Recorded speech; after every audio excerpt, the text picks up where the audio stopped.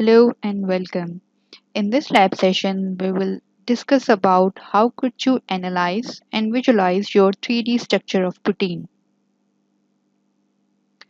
There are a lot of tools which you can use for the protein visualization and through which you can easily analyze your 3D structure of protein like Chimera, PyMol, ResMol, Swiss Model Viewer, Discovery Studio. But in this session, we will see how could you use the Chimera version 1.16 for the visualization of 3D structure of protein. So let's start with the overview of Chimera. It is a program for the interactive visualization and analysis of 3D structures of protein and related data. आप अपने किसी भी algorithm के through अगर आपने अपनी 3D structure को predict किया है या आप ऑलरेडी प्रिडिक्टेड 3D स्ट्रक्चर्स को विजुलाइज करना चाह रहे हैं और एनालाइज करना चाह रहे हैं तो you can easily use this visualization software जो कि freely available है for non-commercial use means you can easily download this software in your personal computers.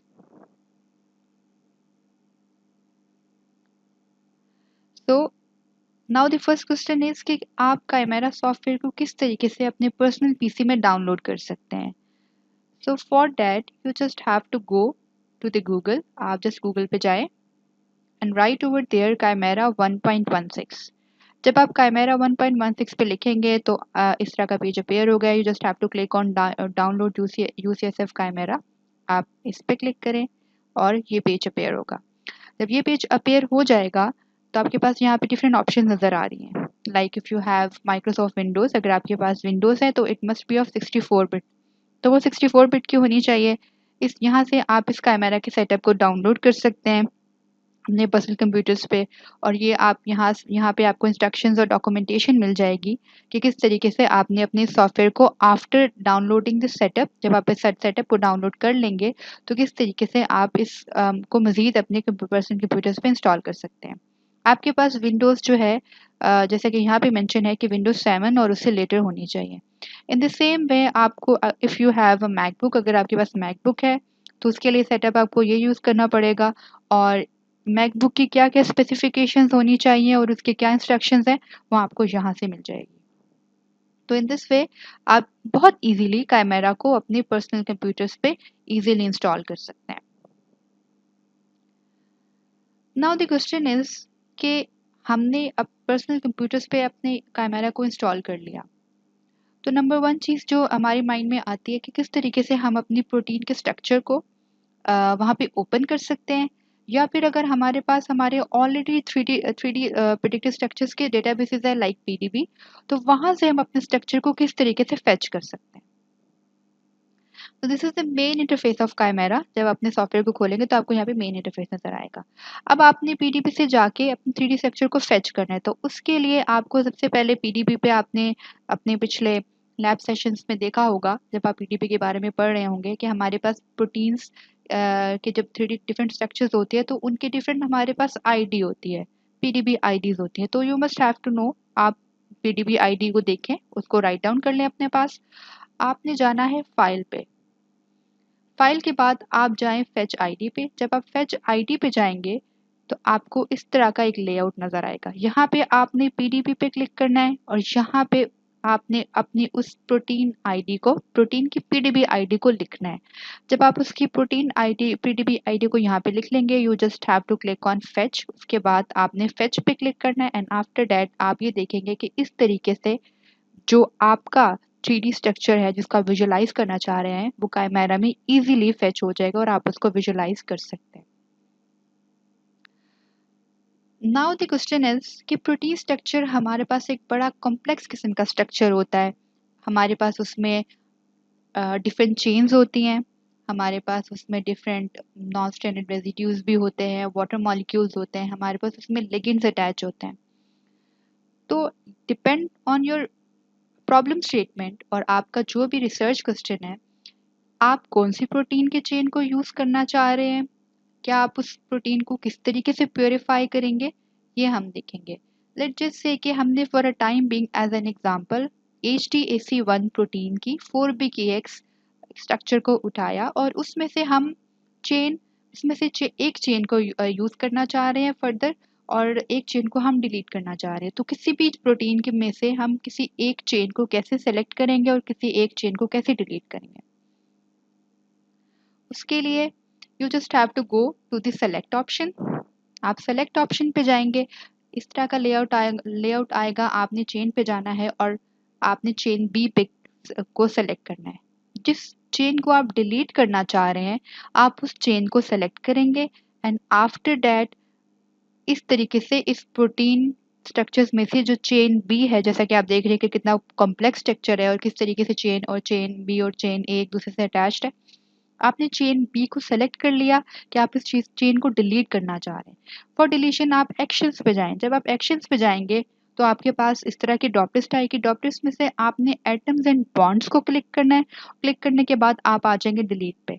तो जो चेन आपने सेलेक्ट की होगी वो डिलीट हो जाएगी।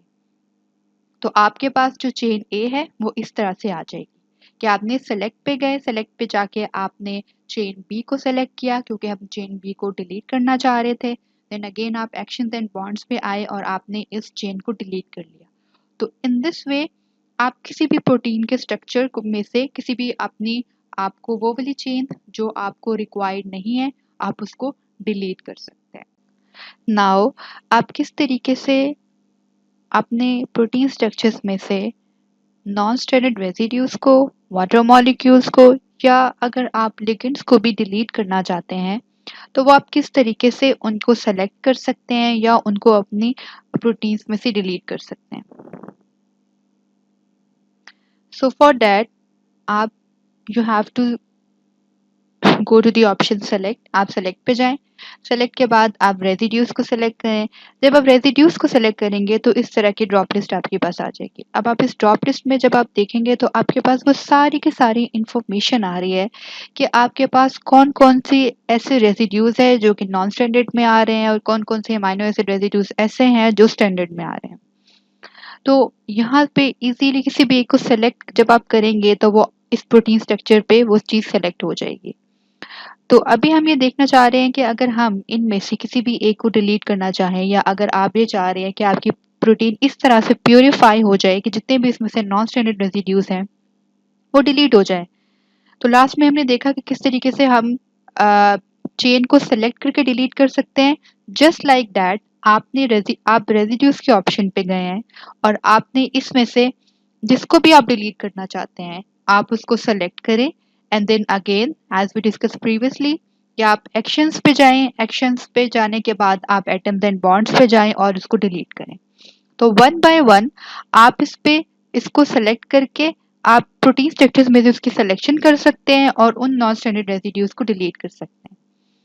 तो after deletion of all non standard residues हमारे पास जो स्ट्रक्चर आया है वो कुछ इस तरीके से है।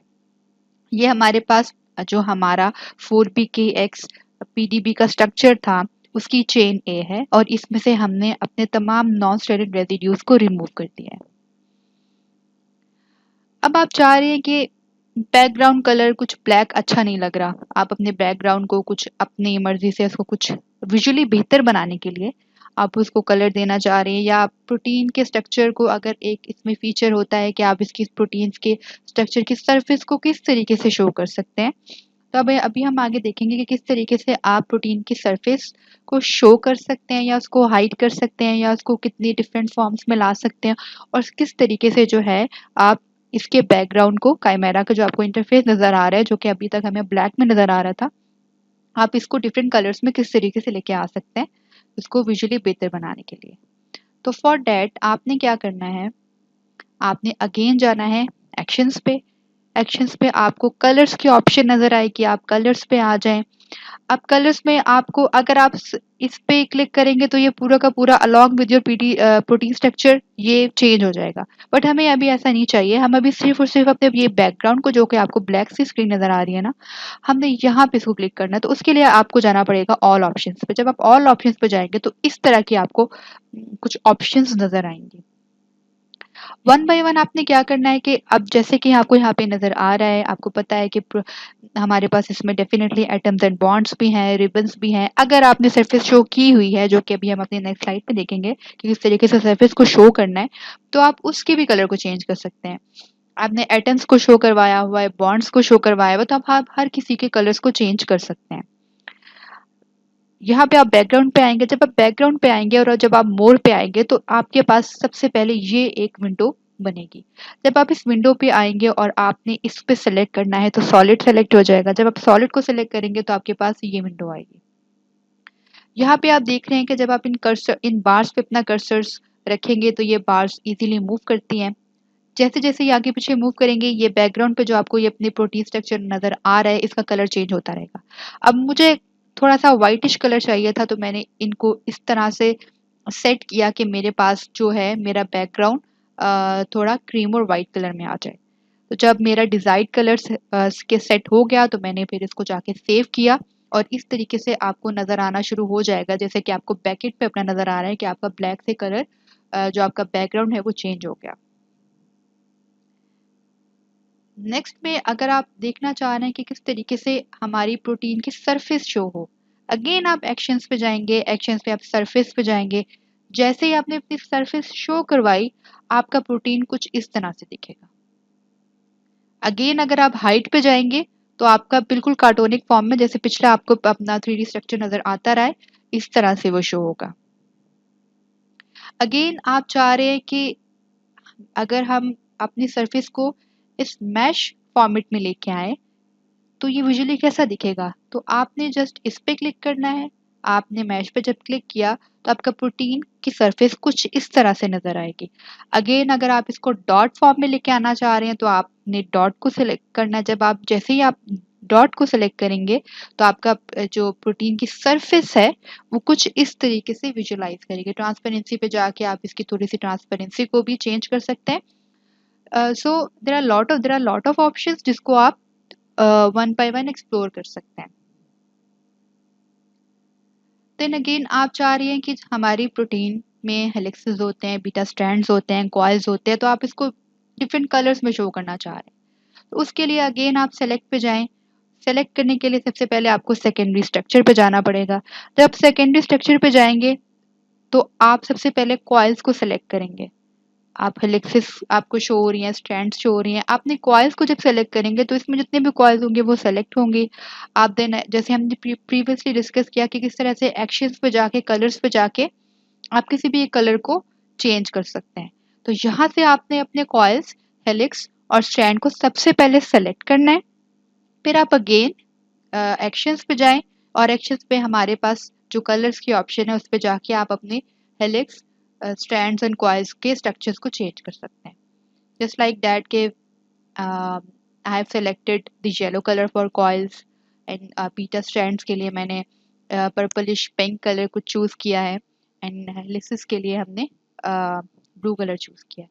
और आप ये देख रहे हैं कि बैकग्राउंड जो है वो पहले ब्लैक था, तो अब जो है आपको बैकग्राउंड वाइट नजर आ रहा है। सो इन दिस वे आप अपनी प्रोटीन के स्ट्रक्चर को विजुअली बेहतर बना सकते हैं। Thank you so much.